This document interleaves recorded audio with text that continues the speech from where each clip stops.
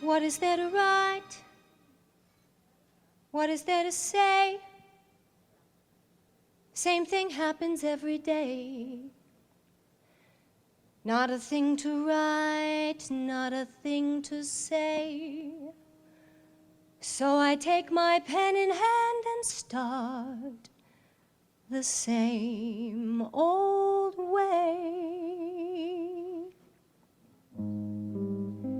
Dear, I thought I'd draw the line.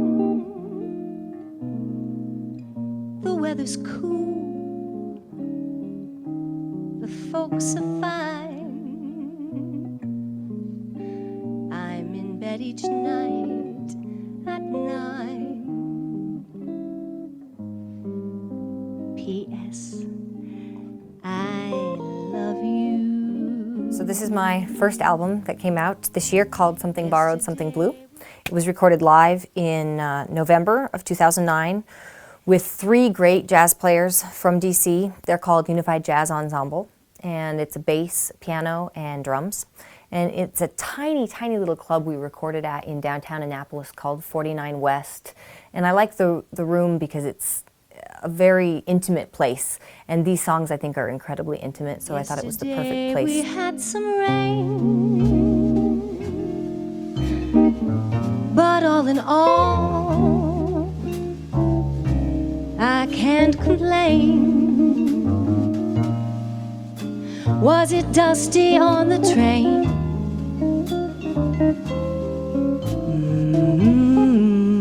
P.S. I love you. I do my best to obey all your wishes.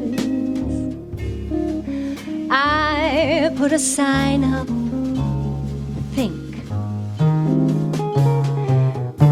But I gotta buy us a brand new set of dishes, or else wash the ones I left in the sink. Not a thing to tell you, dear, except each day seems like a year. Every night I'm dreaming of you.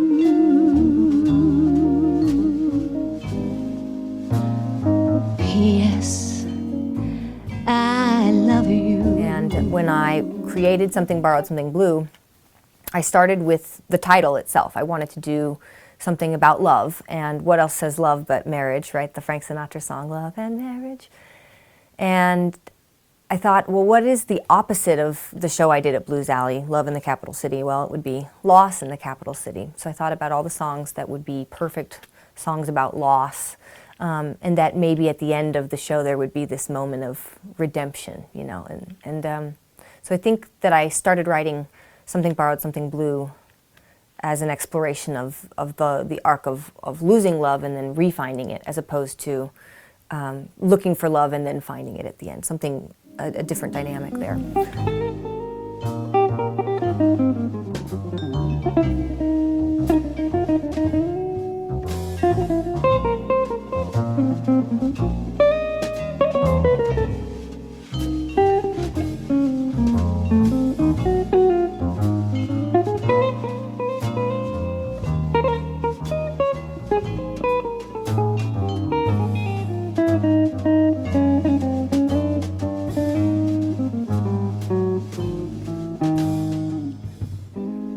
Ride to the Browns just as soon as you're able. They came around to call. Oh yes, I burned a hole in the dining room table. Now let me see. I guess that's all. So I wrote 2 separate 1.5 hour shows. And the CD is comprised of tracks from both the first and second set. And they're much more specifically arranged than the first show I did at Blues Alley. I started learning the more and more I worked on this music that I liked taking pieces and really reconstructing them in new ways. And so I really tried to do that with Something Borrowed, Something Blue, and a couple of the tracks specifically do that. So I took a Sonny Bono song, actually, Bang Bang, My Baby Shot Me Down, and most people know that from Kill Bill. It was in the soundtrack. I think it's in the opening credits, and it's this very cool reverbed guitar and Nancy Sinatra singing it. But it was a Cher song originally. I think the Sinatra song came out in the same year. So I thought it was an interesting piece to play around with, and I play a lot with meter in it. It changes time signatures quite a bit, and other songs come into it and come out of it, and it evolves as the song does, because it's about this girl growing up and being in love with this boy that she thinks she's going to marry, and then at the end she marries someone else and regrets it terribly. So I think the meter changes and the introduction of other melodies coming in is a part of the story as much as anything else.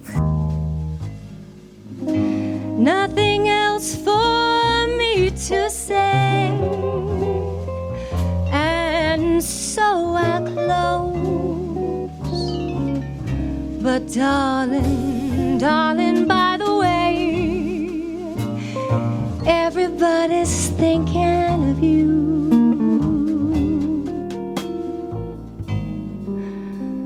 P.S. I love you.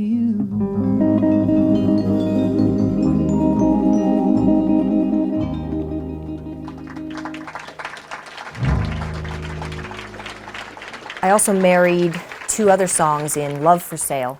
One is a Cal Tjader piece. It's kind of got, remnants of this Cal Tjader song called Sold Out in it, and then it goes into Cole Porter's Love for Sale. But another really interesting rendition of Love for Sale, it's a song about a prostitute, saying, screw this, I don't care about love anymore. I've had every kind of love there is. And I wanted to tell that story in Something Borrowed, Something Blue as well, about when you've just completely given up on the idea that love could exist at all. And then, of course, it follows the story of the loss, and then is redeemed again as you see all the bits of yourself that are whole, despite the fact that you no longer have your love. And so Love for Sale ends up on this strangely powerful note, and that's the end of the album. So you go from Comes Love, which is a song that's about how unavoidable falling in love is, and ends up saying, it's there and I've known all kinds of it, and there's nothing you can do to avoid it, but it's worth the journey nonetheless.